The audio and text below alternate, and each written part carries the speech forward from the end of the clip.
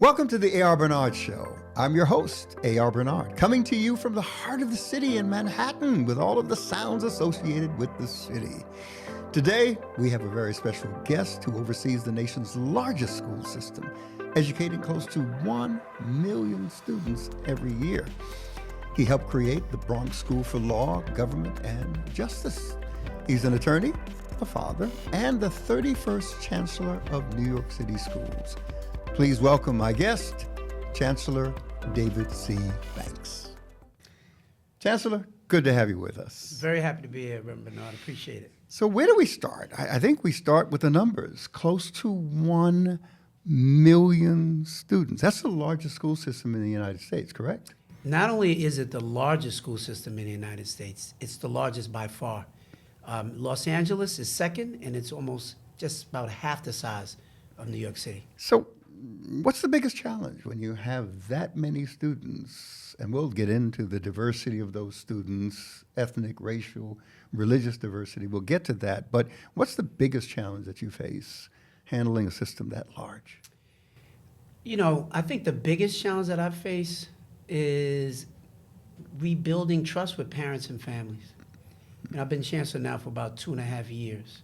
And as I took this position, it was very clear to me that parents and families had just been, first of all, they've been leaving the system. Mm-hmm. In the 5 years up until I came into office in this position, 120,000 families had left New York City Public Schools.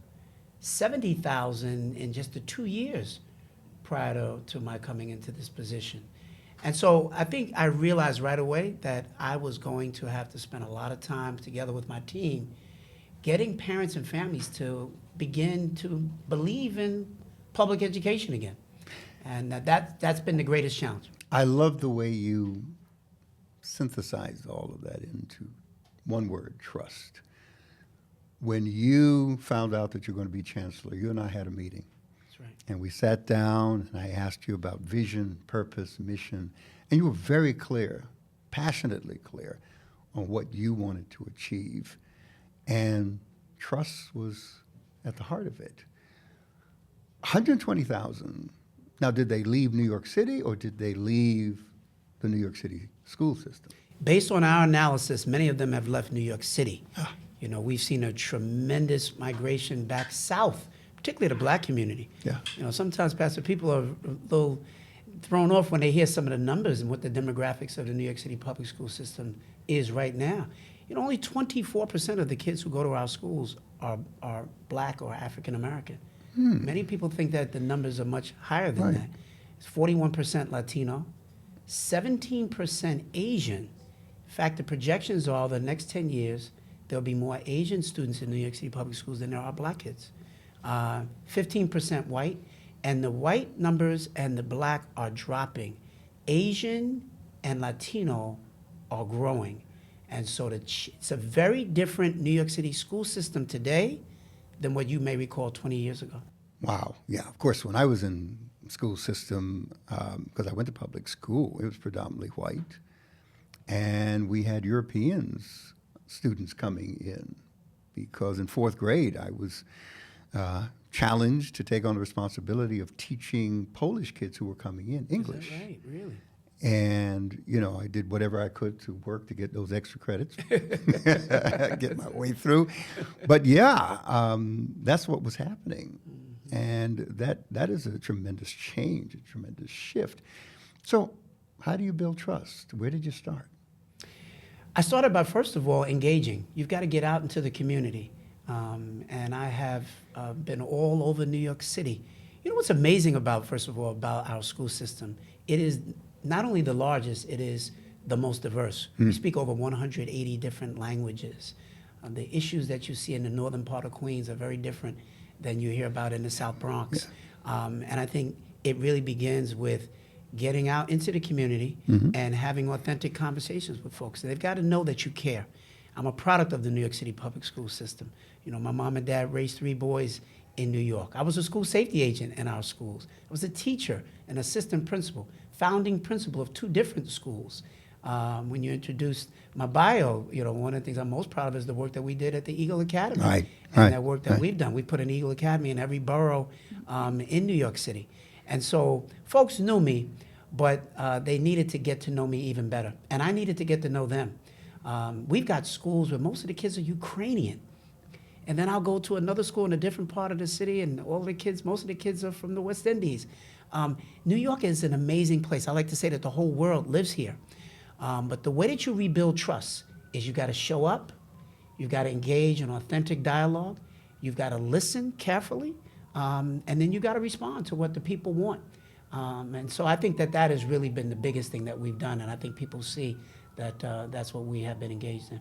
What were the complaints? I mean, you spoke with parents, you did a tour, which I think is great because you're doing things that most chancellors, and I've been through a few chancellors here in New York City, did not take the time to do, to build those relationships. And as you know, there can be a disconnect between what happens in school and what happens at home with the parents. Right. What were their greatest concerns, the parents? There were a wide range of concerns, but I'll give you an example of one of the things that resonated all across the city. Gifted and talented programs. Why? So in the prior administration, there was a philosophical difference where the prior administration said they don't really believe in gifted and talented programs. They think everybody has gifts and talents, and we should basically get rid of those programs. But what I heard from parents and families all across the city was, we want gifted and talented programs. And I'm watching students who are and families leaving our system. I don't have time to rest on my philosophical rhetoric. What do the people want? Right. And you have to respond to the people. And so what the people told me was, and even in black communities, don't get rid of the programs, expand them. The problem is we didn't have enough gifted and talented programs. And so what we did in response was to put a gifted and talented program in every district across the city. That had not happened before. That was just one example of us listening, responding, and I think really delivering for folks in our community. But I will tell you, the biggest issue that we have dealt with, the number one, above any and all things, has been the fact that our kids do not read on grade level. And when you say our kids, are you talking about black kids, white kids, Hispanic kids, Asian kids? What kids are you talking about? I'm talking pretty much everybody.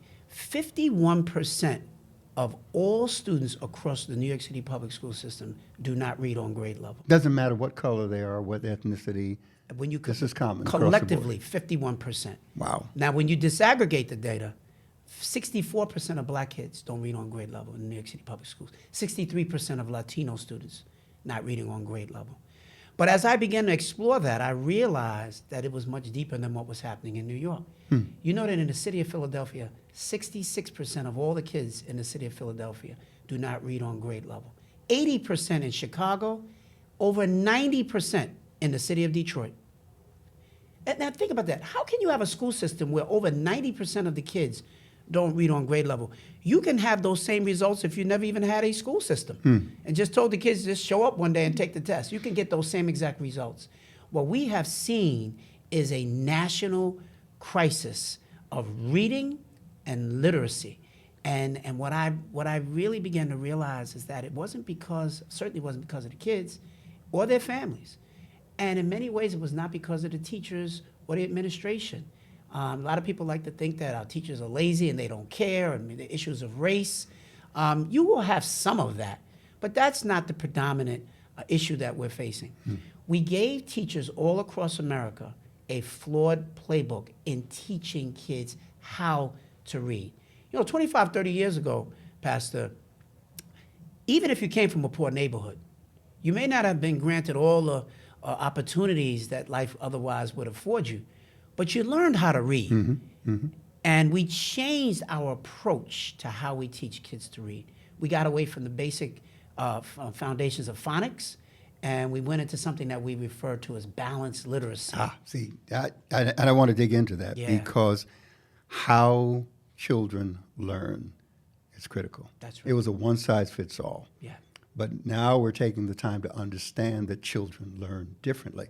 Before we go there, though, you rattled off names of cities where the percentage of children who can't read high. But these are all urban centers. Right. I know that you are in touch with what's happening across the nation. Yes. Is this similar in suburban or rural context? It's a little different. Certainly in what we see in the statistics in the rural districts for sure. Suburban districts, a little different. The teaching methods were essentially the same, but suburban districts, higher incomes, families had greater opportunities to kind of close some of that gap. The ability to hire tutors to help your child, get to those next steps, even if the school wasn't necessarily providing it. And so there wasn't a hue and cry, certainly from suburban districts, but what we have seen across America, even in the suburban districts, is that our kids are not reading at the grade level or the levels that you would otherwise think that they should be, and are certainly capable of.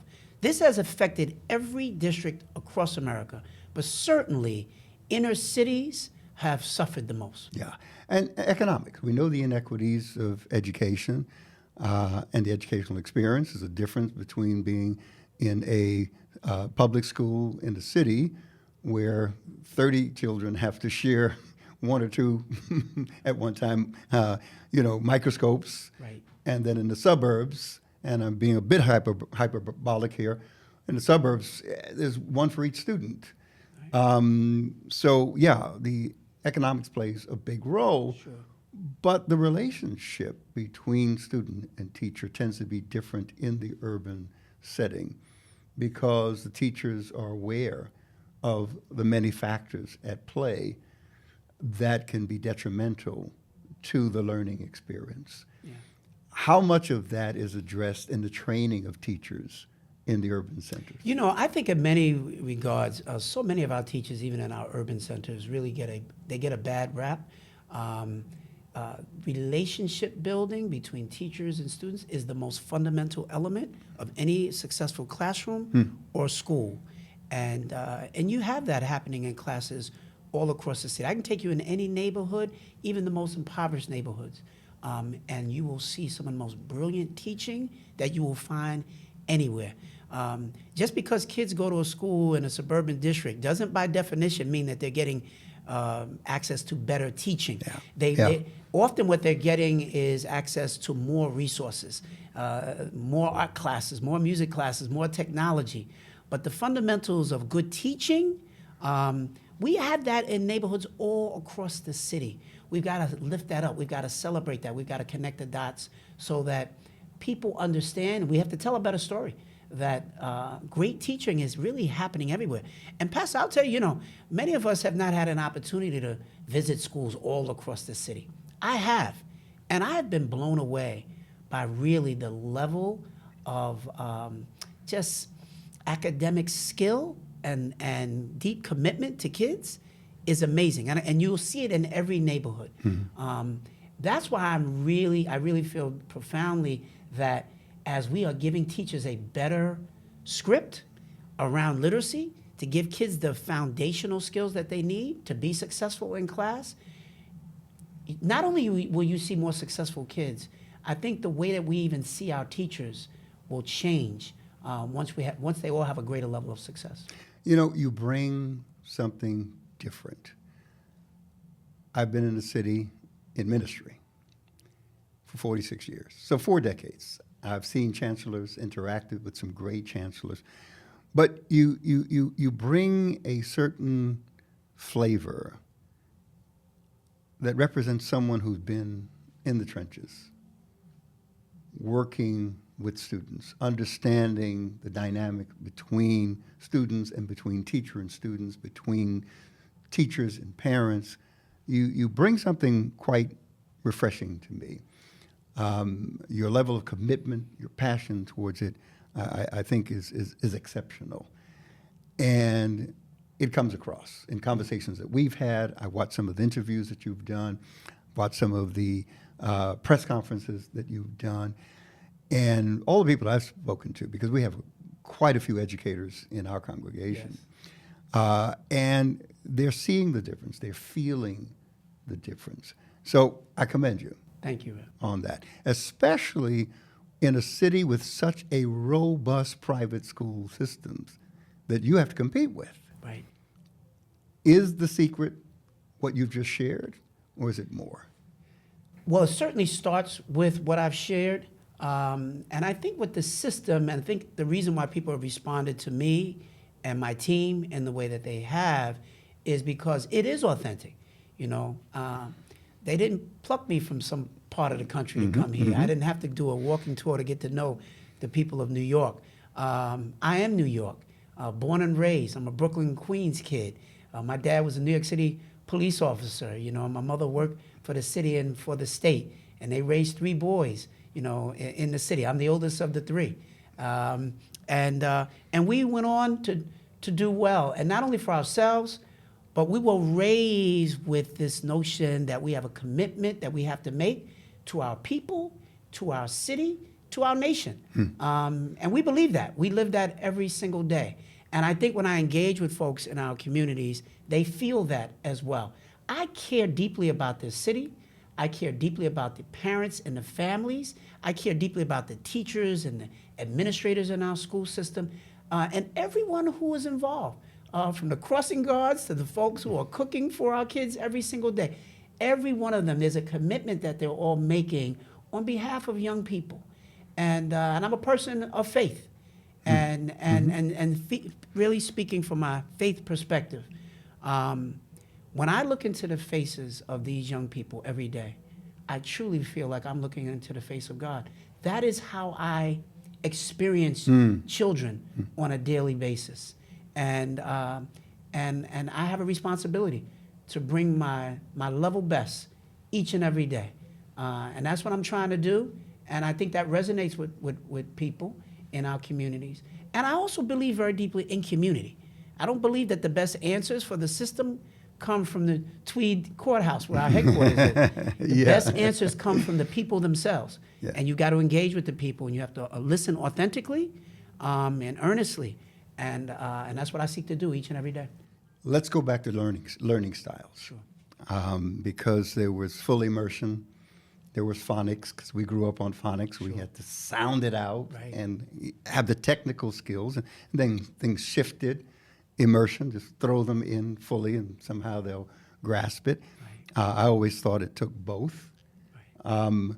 Talk about learning styles. How do children learn differently? Well, children, by and large, still learn as people do through doing. The more immersed you can be in actual experiences sets the foundation really for learning. It's not just what you read in the book, because I can talk to you about the garden in the book, but if you've never been in a garden, you don't get the depth of understanding about the printed word. So it's about creating foundational, phonetic skill level. You have to know how to decode words, but because you know how to decode a word doesn't mean you understand what a word means. Right. And vocabulary development and reading comprehension is also very deeply connected to experiences. And so one of the messages I've shared as chancellor is that the best learning doesn't necessarily happen within the 4 walls of the school. Kids have got to see their neighborhood as their learning playground. They've got to see New York City. They got the best place in the world to learn, New York City. As I said, the whole world lives here. But for all this diversity that we have, it doesn't mean much if we're not figuring out ways to engage and to learn from one another. Otherwise, you're just learning in a vacuum, and that does not set you up for deep learning. And deep learning is not just about equations in a book. Deep learning is about creating critical thinking, understanding how to question what you're learning every day, and to see beyond what's even written on the page and ask why. For far too long, we have not done enough of that kind of work, of helping young people to become critical thinkers. They've really been more engaged in compliance. You know, too many classes you can go and ask kids, what are you doing? Why are you doing this? And they'll tell you, I don't know, I'm just doing my work. Yeah. Doing my work is code language for, I'm just doing it because the teacher said to do it. Yeah. But I don't really know why I'm doing this. And when kids ask, you know, they raise their hand, why are we doing this? They often don't get good answers. I'm trying to give them better answers so that they understand ultimately what is their education about? Why do we send kids to school in the first place? What do we want them to know and ultimately be able to do? Those are the questions that we have to grapple with every day, and we have to provide career exposure, real opportunities to the real world, so that kids understand and make meaning of the school experience. So it's not just building trust in the parents, it's also inspiring the teachers so that they appreciate and understand the role that they play. Because I can think back in my educational journey, even in elementary school, junior high school, high school, and there were certain teachers that just stood out to me. Of course. I never forget. I was taking geometry, and Mr. Weinstein was my teacher. This is in junior high school, and he would say to me, he said, we're talking about sine, cosine, tangent, and he would say to me, he said, Bernard, do you see the logic in this? I cannot tell you how that inspired me, because I really wanted to understand it at the level that he appreciated it and apply it to life. And he was helping me to do that. Teachers have to be inspired to engage students at that level. Absolutely. And I think anybody who's gone on to any level of success can point to their own Mr. Weinsteins, or in my case, Miss Mertz or Miss Mildred Scott, and others who inspired me to deeper levels of learning. I remember my fourth grade teacher, Mrs. Mertz, I wrote a composition, and her comments at the end of my composition wrapped up by saying, David, you're a gifted writer. I can't wait until you get older, and one day I'm going to read a book that says author David Banks. Wow. That was when I was in the fourth grade. Yeah. I have never forgotten that. Yeah, that's right. And I dedicated part of my book to Mrs. Mertz, who was one of those people who inspired me, and Mrs. Mildred Scott, who taught me about Black history, the first teacher that I ever had in public school, who helped me to understand more deeply about who I was and the struggles of my own people who fought, bled, died, and sacrificed to help to build this nation. That stuff changed me profoundly. And my message is that those folks still exist today. They're in classrooms all across New York City. They're in classes all across America. We don't lift them up nearly enough. We tend to lean more toward the negative. And the schools or the teacher that's got in trouble for doing something that they shouldn't do. But I'm here to tell you, we've got wonderful, amazing teachers who inspire kids every single day. And I want to lift that up as part of the narrative to bring hope and inspiration to an entire system. You know, some of your statistics challenge the stereotypes of children, ethnic, racial stereotypes, because children learn differently. So talk about oratory learning versus tactile, kinesthetic learning. Right. Talk about how students interact with information based upon those different styles. Well, you know, there's a skill level that every teacher really has to bring because no child is the same as the other. Right. There are distinctions, and whether you're a kinesthetic learner versus an auditory learner, the teacher generally tries to kind of teach to the middle because if you're in a classroom with 30 different kids, it's hard to give every child all of the specific attention that they need that really plays to their particular strength. It's one of the reasons why, you know, there's a new law that was just passed that will require New York City schools to have smaller class sizes. Smaller class sizes ultimately give a teacher a greater opportunity to meet those individual needs. And so we have a wide range of screeners that we run that help teachers to understand the distinctions in the particular learning styles that different kids have. And then ultimately, your job is to meet the needs of each and every one of them. So no matter what that style, having hands-on, experiencing the information, That's critical, no matter how they learn. Even if you are a child who learns well through just the written word, having actual real world experiences will only enhance your learning. And that's why I'm a big proponent of that kind of experience, because that deepens your understanding. And there are lots of kids who will only understand through that level of tactile, hands-on, exploratory learning. Right. But everybody can benefit from that process. And how do you do that? You do that by letting kids get outside of the room as well. So it's not just the microphone in the classroom, but it's taking kids to see a farm and see animals in their natural element. You can be in Brooklyn and just go to the botanical gardens and see the beauty and the thousands of different types of flowers and plants. You know how many kids live right in the neighborhood and have never stepped foot inside Prospect Park or the botanical gardens? There are so many learning experiences that are all around us each and every day. And I've been trying to inspire our leaders, our principals, our teachers to step outside of the comfort of the four walls of the school and to recognize that great learning opportunities exist all around them. And telling parents, when you go to the store, take your child with you. Don't just go do the grocery shopping yourself, but take them. There are all kinds of learning opportunities in the grocery store. Looking at the ingredients that are on the food, adding up the cost before you get to the cash register, talking about healthy food, nutrition. It's a wide range of learning experiences. And that's part of what we were trying to inspire everybody to take advantage of. But you have the heart of a teacher, because you corrected me without bringing attention to my mistake. I said oratory. You corrected me by saying auditory learning. Well, you just flowed right into conversation. See, it takes a certain kind of a teacher to do that. I got you. I got you. You were smooth with it. Well, thank you. I'm not going to call my pastor out, I'll tell you that. Let's talk about New York City Reads.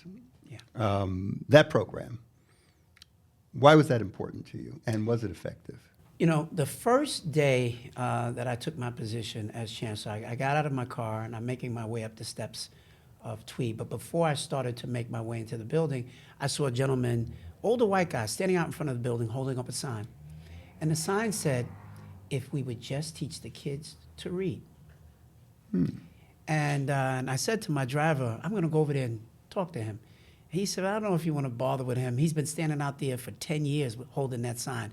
And he talks to people who walk up and down the street." And but I didn't pay that any mind, and I went over to him and I engaged him. And I said, "I agree with you." He said, "It would make your job a lot easier. You're spending millions of dollars with programs designed to fix kids. If you taught them to read before the 3rd grade, you would set yourself up for major success." He said, "So I wish you all the best as the new chancellor. And I also want you to know, you're the first chancellor in 10 years that's even said a word to me." Right? I've been standing out here for 10 years. 10 years. Right? Wow. That was a sign for me on my very first day. And I've told that story many times.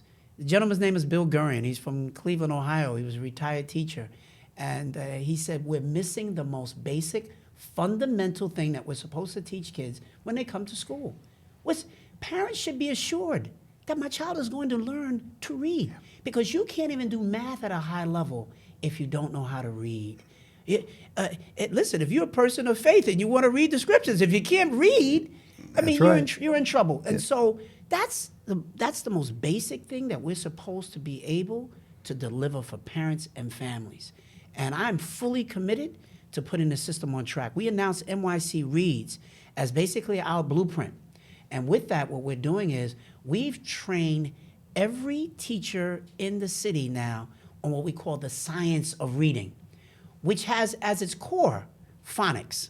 But that's not phonics, it's phonemic awareness. You've got to hear the sounds in the words, and phonics and vocabulary development and reading comprehension. There are 5 core pillars to a very comprehensive approach to how you teach kids how to read. I want all of our teachers, particularly in our earliest grades, to be well-versed in that. And so now we've trained every teacher in our early childhood programs. Now think about this. There's one curriculum that we're working from, that every early childhood program in the city is using the same basic curriculum and approach, the same themes, the same units. I can take you to an early childhood program in Staten Island, and then we could cut across the city to Queens. You would see the same approach happening all across the city. It's amazing. Kids are coming out of being 3-year-olds and 4-year-olds in our early childhood programs already reading, Pastor. Already reading. And so then as you get into the K-5 space, every elementary school teacher across the city has now been trained. We rolled out with half of our school districts across the city this past year, and this coming September, the other half will be fully on board with the science of reading, and everybody's working from essentially the same kind of curriculum. We offered up 3 different choices, but they all have the same basic components. And it is an amazing thing to watch. I've been asked very often, did I get a lot of opposition? Minimal opposition. And I think the reason for that is because teachers, they see a pathway to success here. Teachers are tired of being beaten up and told about all the things that they're not doing. We get this right. Not only do we set up our kids for long-term success, we set our teachers up where they are being seen in a very different light because they're being really shown a level of success that they're all producing. And I think everybody's very excited about it. I know I am. It's amazing how we tend to beat up on some of the critical services provided by professions like teaching, like law enforcement. Your family, part of both, experienced both. But too often we devalue the profession. And teachers take a beating. But these are individuals who are committed to those kids. Because education is more than just the communication of information.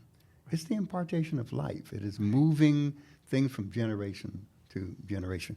Tell me about the program. So Project Pivot is something that we initiated since I became chancellor, and I'm very proud of it. It's very personal to me. In many ways, it's about character development. It is a mentoring program. It's a big brother, big sister program. So what we did was we identified a number of schools throughout the city that faced, by every statistical analysis, all manner of challenge. The highest rate of dropout rates and kids getting involved and getting in trouble and sometimes being caught up in the criminal justice system, all of those kinds of things. Where the school basically was saying, we just need some extra help here. We got kids who are smart, they're brilliant, but they're off track. And it's not enough just to talk about it. We need some help. And so Project Pivot in many ways is the cavalry coming to provide that level of support. And what we did was the cavalry is essentially the community itself.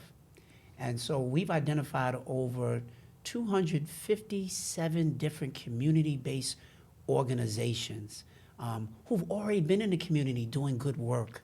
And often they didn't have contracts at all with New York City Public Schools. A lot of them are just doing this out of the goodness of their heart and just trying to help the kids and the families in the community. What we did was to say, we have a $39 billion annual budget in New York City Public Schools. There's room to get these community-based organizations off the sidelines and into the game, and to make sure that we get them the funding that they need so that they can continue to do good work and even expand on that work. And I just have to tell you, it's been one of the most amazing things. We take groups like in East New York, there's a group called Elite Learners. Those folks are amazing, how they show up in that school, and a principal will identify some young people who have the potential to go on and do great things. They need a little help. They need a little nudge. They need to be mentored. And so Elite Learners will work with those kids to give them the extra supports that they need so that they can go on and achieve that potential and that talent that they have inside of them. They also provide safety measures. You know, some of the kids are really concerned. We don't have tremendous safety issues in our schools, but in the neighborhood, right outside the school, right up the block, right around the corner, providing safe passage to and from school is just as important. And so Project Pivot provides that. We're liaisons with the New York City Police Department so that we're all working together to solve for these issues that our kids have. Together. So when you think about character education, because, you know, over the last, 3 decades, there's been a pushback because whenever you mention character and character curriculum, it's associated with religion. Whenever you mention moral values, it's associated with religion. And there are those who are pushing back against having anything religious in the public square, especially in our educational system. But you've been able to successfully introduce that with very little pushback. I think about Teddy Roosevelt, our presidents, regardless of what you think about him. He said something. He said, to educate a man in mind and not in morals is to educate a menace to society. That's interesting. That's very powerful. They would use that kind of language to say, yeah, it's not enough to educate someone, because if you don't have a moral education built into it, then what are they going to do with that knowledge? How are they going to apply it? Right. Will they apply it for good, or will they apply it to evil or for evil? So did you get pushback because it was character driven? No, we've received very little pushback. And I think the reason for that is probably because, again, my team and I, we are so engaged in the community that people recognize we're not trying to set students up for us to be proselytizing religion. What we're talking about is helping kids understand right from wrong, how to make the right kinds of judgments in their own lives. It's hard to push back on that when you see so many kids who are making the wrong decisions, engaging with the wrong folks, getting themselves caught up, going into the criminal justice system. You know, I tell people all the time, I said, you know, you can't raise your ire with me around character development, but I don't see you raising this righteous indignation as kids are going from a school to prison pipeline. Where's your righteous indignation with that? Yeah. And so, and what we have seen is, and what we've been saying, is that the way that you remedy this, you have to help develop the heart. And when you develop the heart, kids have to understand their connection as human beings and see the humanity in everyone, and see and develop that spirit of brotherhood, one for another. And you only do that through developing your own character, because first of all, you have to see your own self as worthy. You know, kids who hurt other kids and will hurt themselves is because they don't see the value in their own life. And if that has been your lived experience, it is very difficult to manage that. You need help. That's what Pivot is all about. It is, we invoke the village. You know, we talk about the village. It takes a village to raise the child. Pivot is the village who have come to say we are all in this together, and we will work together for the benefit of the children. The children belong to all of us, and we have a responsibility to them. And even the atheist has to affirm, that society needs a moral value consensus. Otherwise, we're not going to have concord. We're not going to have justice. We're not going to have order, which is necessary. Otherwise, we have chaos. That's right. So a moral value system is an imperative and tends to be the constant through all religious belief systems.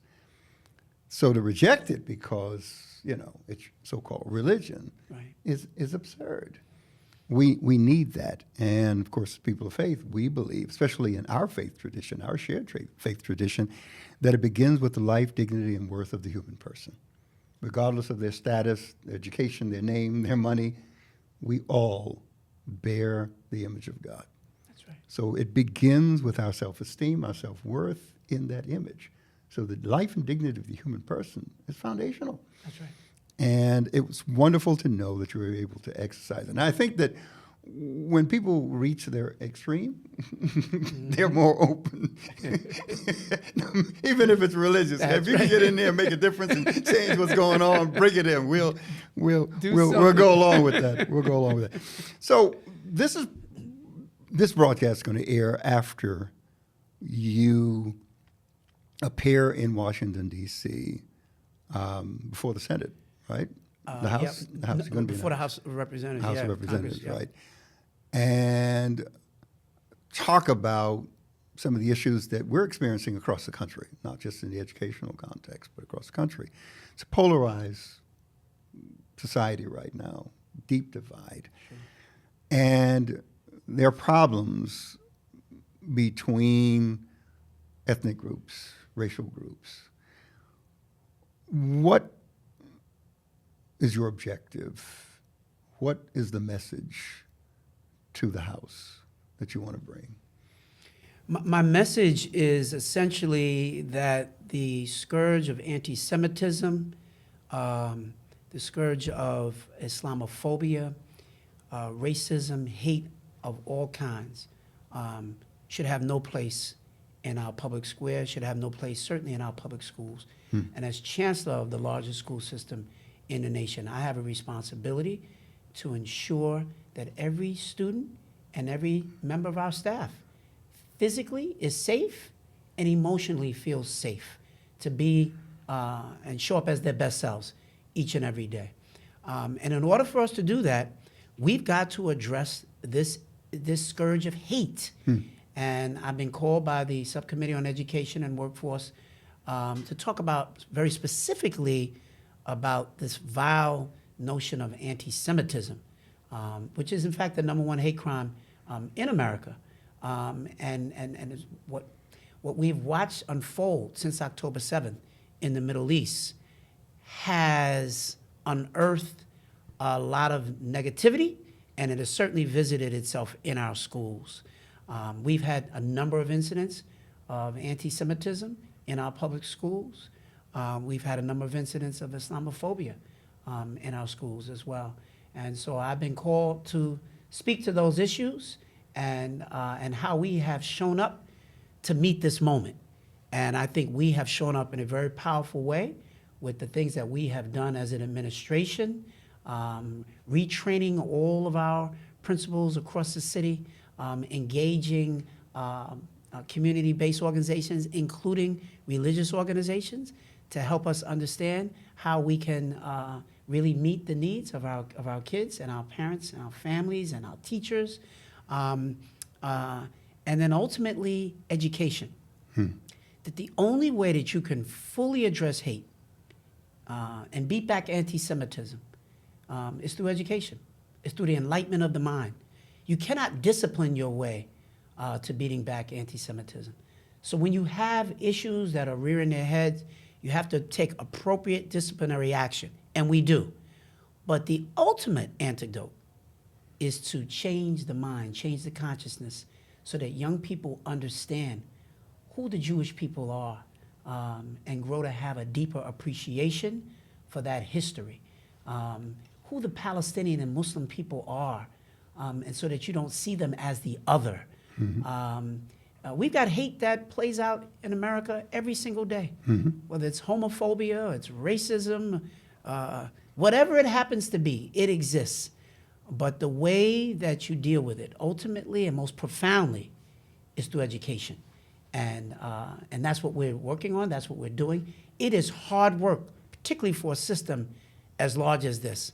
I like to tell people, this is not Mayberry. Yeah. You know, we have close to 78,000 teachers, Wow. of 140,000 employees. I mean, it's the largest system by far. Just the breadth of magnitude of the size it's incredible. But I think we are on the right track. We are doing the right thing, and I cannot prevent every incident from happening. But when these incidents do happen, we show up, we investigate, we discipline properly and responsibly, but most importantly, we lean into educating young people. In order for us to do that, we've got to have a wide range of partners who help us with that. And many of them come from the faith-based community. And we need them now more than ever. Yeah, those partnerships are important. So let me put you on the spot, only because you understand the nuances involved in this. And of course, I'm going to protect you. I don't want you to have to go in a direction that can give you a problem. But hypothetical. Mm-hmm. You're the president of Columbia University. And you've got a tent city that's now sitting on a private lawn of the university. Right. Palestinian sympathizers feel the need to get their point across. Sure. But Jewish students don't feel safe. They have a legitimate concern for their own safety. University is a learning environment. It's where we dialogue. It's a safe space for ideological clashes, but on an intellectual level, but not to translate it into any physical violence or physical harm or threat. But you've got to make a call. What do you do? Because, again, it's private property, so you have to call for the police. It's not like it's Sure. public space that the police can just come in. Sure. So this has to be a decision made by those in power. Yeah. First of all, I would say there are no easy answers here, Right. number one. I believe very much in the freedom of speech and the freedom of assembly. And college campuses have historically been places where the voices of young people get to be heard in the public square, if you will, even if it's on private collegiate property. And I think that's actually a very good thing. Many of us come from that tradition. I remember being a student at Rutgers University and fighting against apartheid in South Africa and calling for my own university to divest in South Africa. And so in many ways, I see this latest struggle. And for 18, 19, 20-year-olds who are on college campuses, I can identify. What I do not identify with and would absolutely not tolerate is any level of hatred. Antisemitism should not stand and should not be tolerated under any circumstances. And I would call on the students themselves who righteously can take exception to what's happening in Gaza and how even the Israeli government is conducting this war. I think they have their absolute right to express that. But nowhere in that space should a Jewish student or teacher ever have to feel unwelcome on their own campus. That's unacceptable as far as I'm concerned. And whatever we need to do to quell that, you have to do as a responsible leader.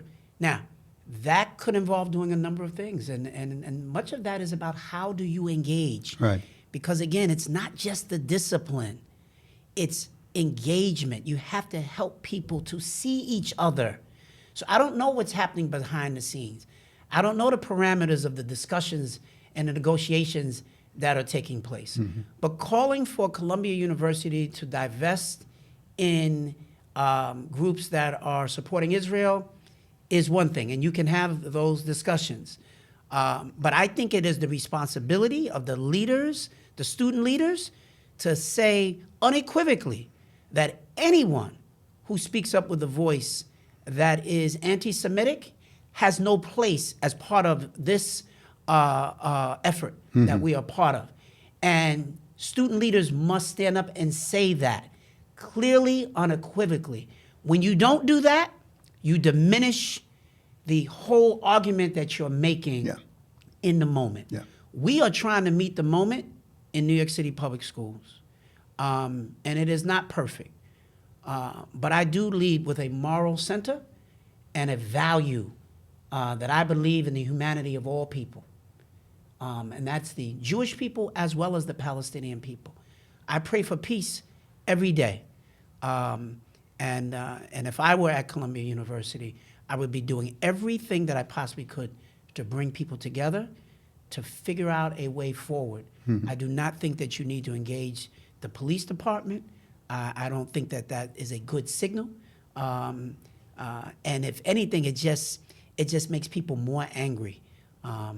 Now, if you reach a point where you're saying this tent city has to go, and I understand that as a leader as well, but how you break that down matters every bit as much as your desire to do it. Yeah, and taking the time, the wisdom, the sensitivity necessary. I mean, you did well in answering this without being super critical of the current president that they're asking to resign.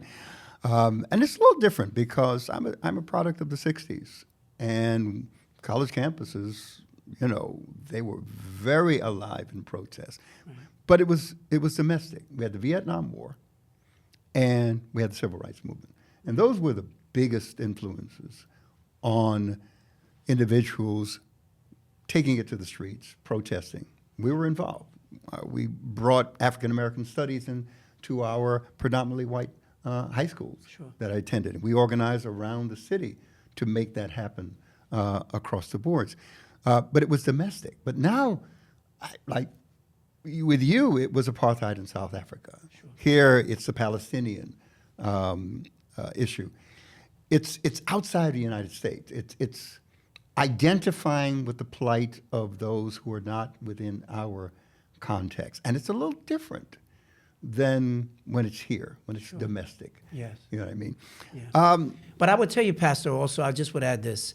I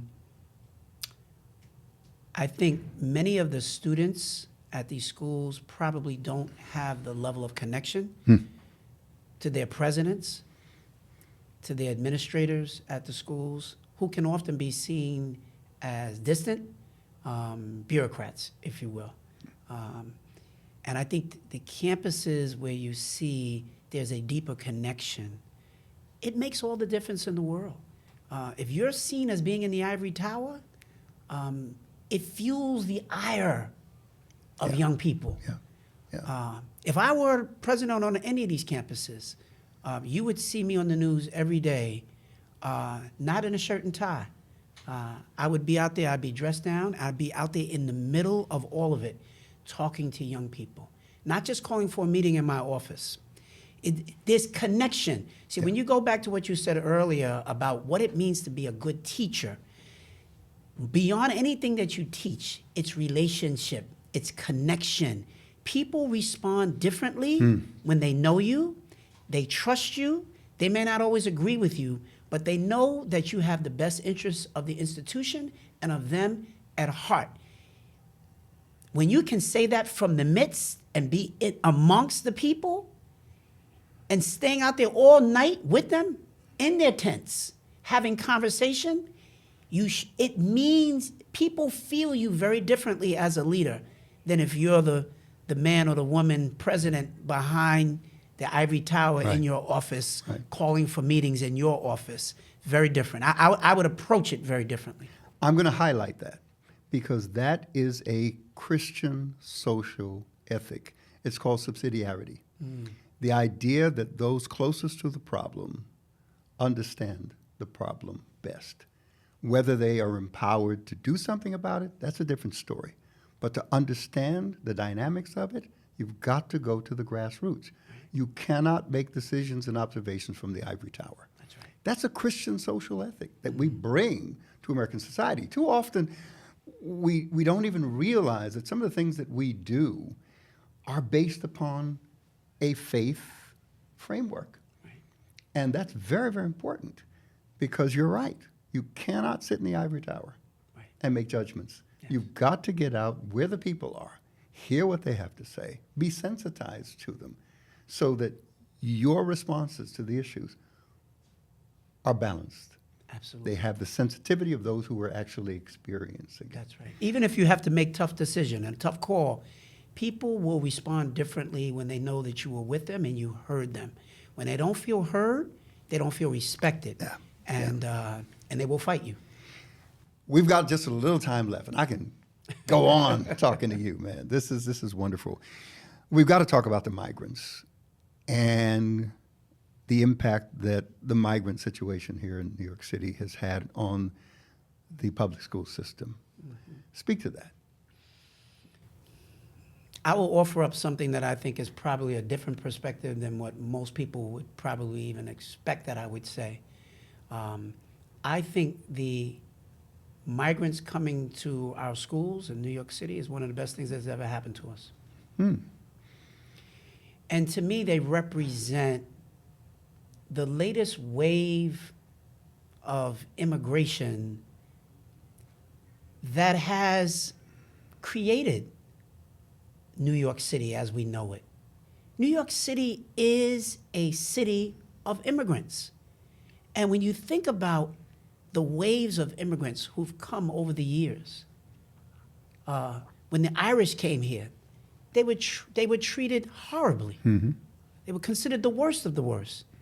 When the Jewish community and the Jews came here, and Peter Stuyvesant was the governor and said, "We, over my dead body, will allow the dirty Jews to come onto our shores in New Amsterdam." And yet, here we are. Almost every wave of immigration has been fraught. And it's lots of issues around race, ethnicity, economic opportunity. It's all mixed in together. So this is the latest wave. This one is a little different because it also invokes the notion of race and kind of the browning of America, if you will. So that adds another dimension. But I will tell you, I can take you to visit schools, and you would not be able to tell the difference. Kids are like sponges. They learn so quickly. And just think about a people who would cross the Darien Gap, put their own lives on the line, march hundreds, if not thousands of miles to a place called America for freedom. Imagine what they've gone through to even get here. I have the greatest admiration for people like that. And no matter how they've gotten here, as a chancellor, my job is to ensure that we welcome them with open arms and to educate them, because they are New Yorkers and they are here. They're going to be part of the fabric and the tapestry of this great city. And years from now, we'll be looking back when a lot of this furor has kind of died down, and we're going to talk about these great young people and their families and the difference that they made in helping to take New York City and America to even higher heights. That's the way that I see it, and I see my responsibility is to provide safe passage for them and to give them, those families and their children, everything that I would give to any other child who shows up in our schools. So send me your tired, send me your poor. Yes, your huddled masses. Your huddled masses. That's exactly the way we should be responding. Your perspective, historical perspective, is greater than social media. You go back to the mid-1800s, which is really where we began to feel the issue of migrants coming in and immigration.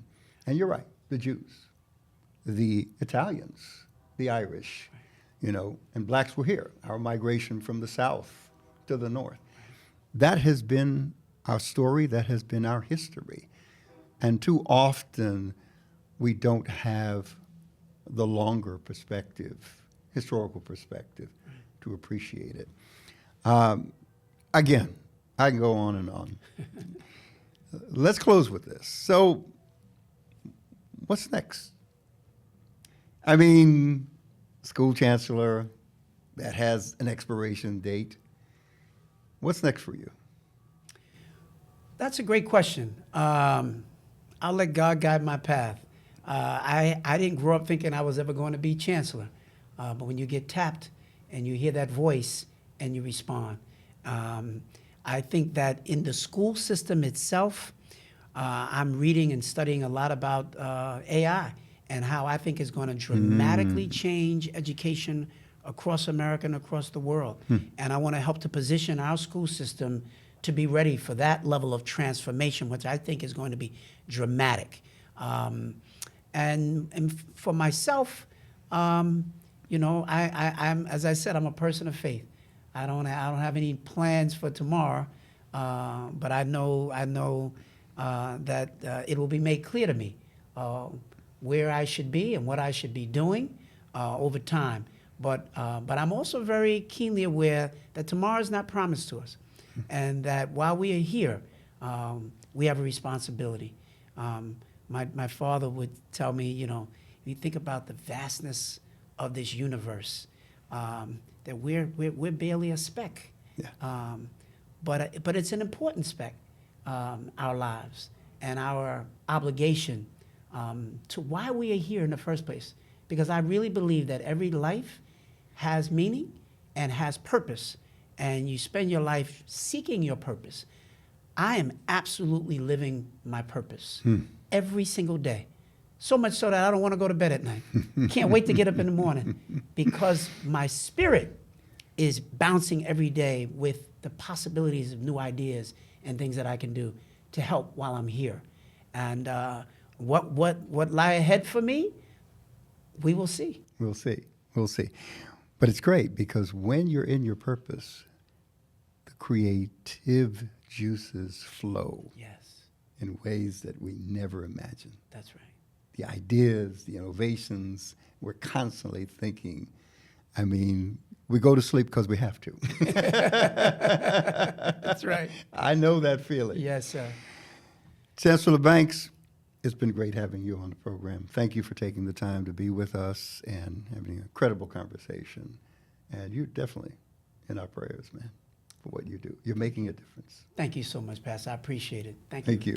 And thanks to you, our listeners. If you like what you heard, please subscribe, like, and share. We hope you'll join us for our next illuminating conversation right here on the A.R. Bernard Show.